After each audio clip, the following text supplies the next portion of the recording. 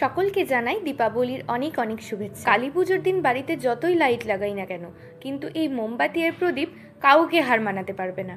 আর আমার এই আঁকিবুকিগুলো করতে দুপুর গড়িয়ে বিকেল হয়ে গেছিল। জানিও কেমন হয়েছে। আর কালী পুজোর দিনে ছবি তোলার জন্য এক্সট্রা করে কোনো লাইট বা ফিল্টারের দরকার পড়ে না। একে তো এমনিতেই আমি প্রচণ্ড ভীতু, আর তার মধ্যে হঠাৎ করে যদি চোরকি ঘুরতে ঘুরতে গিয়ে ফেটে যায়, তাহলে আমি কোথায় যাই বলো তো?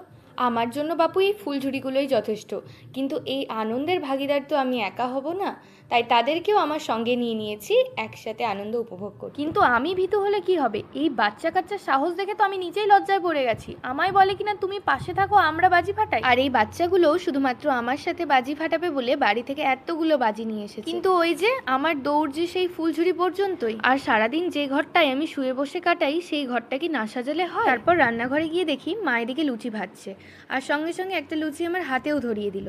আর এই ছিল আজকে রাতের খাবার।